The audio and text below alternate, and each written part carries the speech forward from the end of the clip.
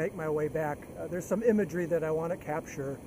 Fall colors, they're not just barely starting to happen now, but it's just going to get better. Although with a lot of rain in September, they forecasted that the autumn colors here in Washington State would be delayed by 2 to 3 weeks. So hopefully we won't get a deluge of rain, which we typically do in October, and then that washes down all of the colors. So today on my way back, I'll try to capture some autumn foliage, anything that's worthy, that is.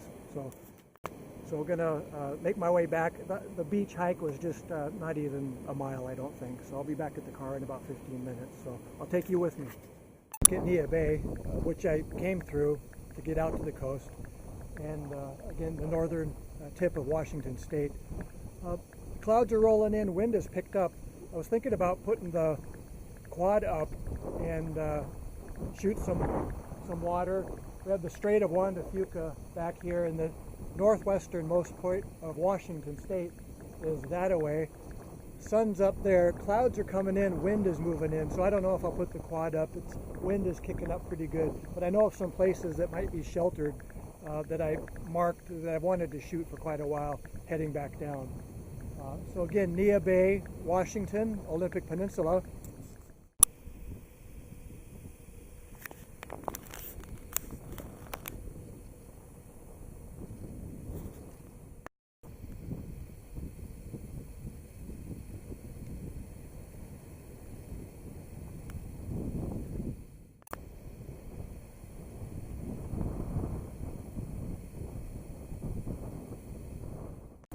As a fisherman, having fished the Pacific Northwest here, primarily out of Washington all of my life, I fished Sekiu, Washington, which is just back down the road about 15 miles, and I've fished there since I was barely able to stand.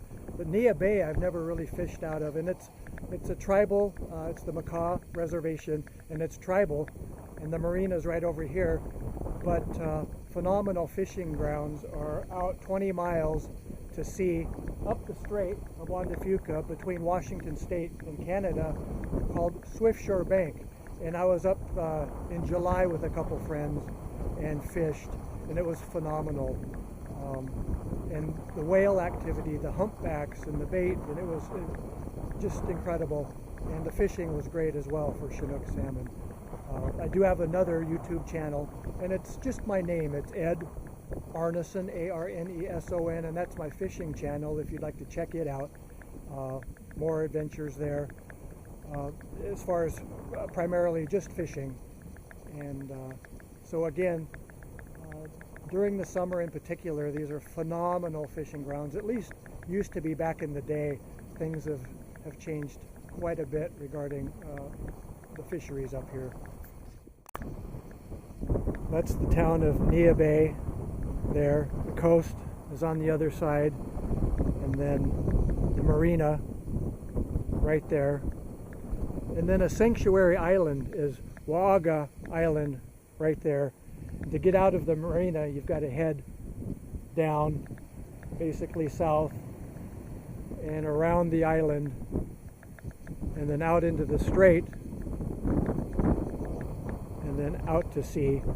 And you can't see it now, but British Columbia and Vancouver Island is across the way. From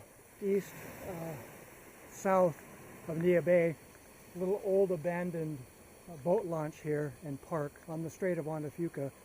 And this is sail and seal rock out here in the strait. And so the sky is just all gray, white out now. I was afraid of that, go figure. But I put the quad up anyway and put it out there and got some footage of the rocks, and then up and down the beach area here. I'm really looking forward to getting the backpack on again now that summer's over, and I'm not a summer hiker.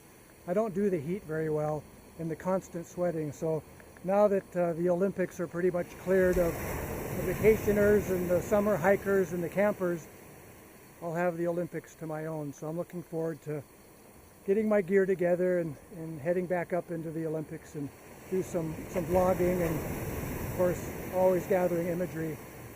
So looking forward to that as it's September now, and the forests and mountains should start clearing out here pretty quick. So, but a nice day to head up the coast. It's just 2.5 hours really from my domain where I live, and get some fresh air, some sunlight. It's peeking through now, but so going to make my way back down now and just visit a couple more spots. Like I said earlier, there's some phenomenal maple down the road that I'm going to stop and catch. So I'll fill you in on that at the time.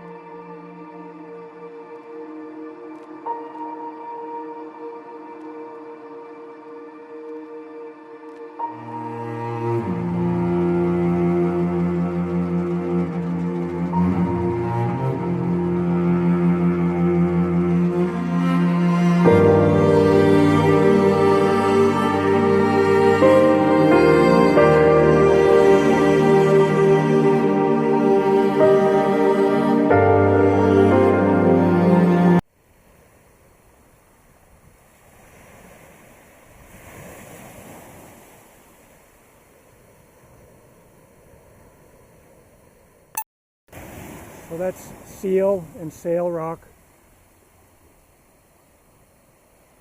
And west up the Strait of Juan de Fuca, Canada, if you could see it. On a clear day you can. And then east down the strait toward Puget Sound.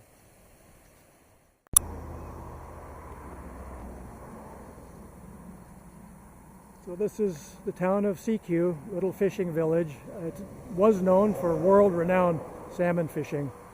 I believe the season now is wrapping up by the end of September, and I've fished here literally all of my life.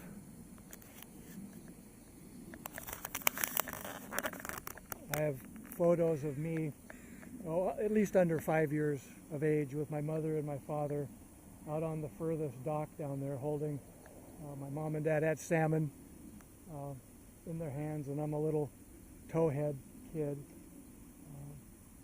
A long time ago. So it's pretty much, there are seasons here. During the summer months people do fish out of here, but it's sure not like what it used to be. So again, it's Sekiu, Washington, on the Strait of Juan de Fuca.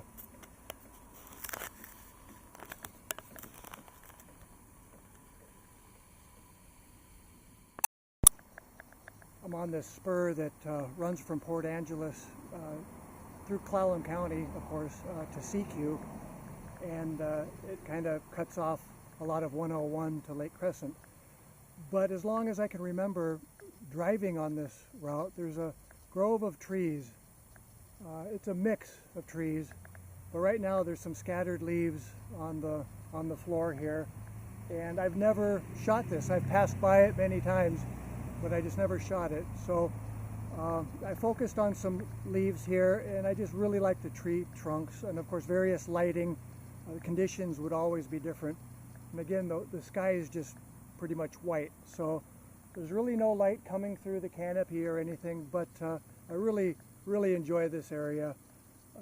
It's pleasant, and it's right on the highway here, but anytime I drive by, I take a look over, and it's just very pleasing. So I'll give you a couple looks at what I shot. I usually basically f8 and f11, and again I focused on the foliage on the ground, not necessarily the tree trunks, which are pretty much covered in moss, which is also real pleasing. I'll give you a look at these exposures I shot. Just f11 and no big deal really. I liked this image here. I did focus on the base of that tree, but basically only a few feet up from the ground on any of those trees, but focused on the foliage here, which I think is quite pretty. The lighting could definitely be better, but I'll take what I can get. So this was one exposure here, both f8 and then I did a portrait shot of this tree here. Kind of like the foliage and the ferns going up the top here. There's a blackberry bush here, and of course these are long gone. Just indications and signs of autumn. On the exposure time on these, again, I had a polarizer on. The sky again is all white, and I didn't want a lot of that background light coming through, so I did have that on. And the Canon runs a bit hot, so if I perfectly expose my images, I'll usually on my meter I'll underexpose a stop or two, or just a fraction, because it does run so hot. So I quickened these exposures up quite a bit.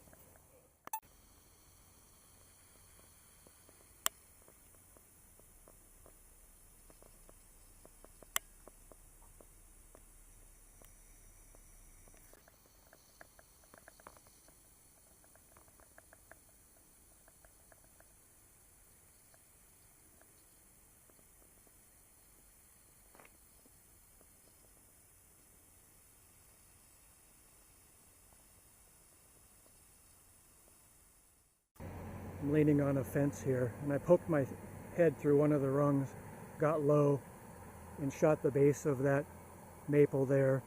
And in the foreground had this willow right here to the left, and then the foliage on the ground. The last stop for me today, after those maples, on the way back, I've always wanted to shoot this and put the quad up, especially during sunset. In the summer months, the sun sets just off that point there, and it's pretty phenomenal. So I haven't done it yet this far, or yet this year, but I don't know if there's time. It's when the summer months when the sun sets in that particular direction. In the past, I've come up the highway here, look behind my shoulder, and it's just phenomenal. And of course today, it's a whiteout sky, so sunset's a ways off yet, but I wanted to capture this anyway.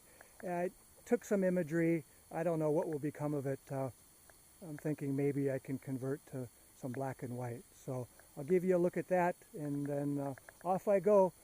And again, I'm looking forward to October next month and getting up in the wilderness again and hike away. And so I hope you follow along, and I'll catch you later.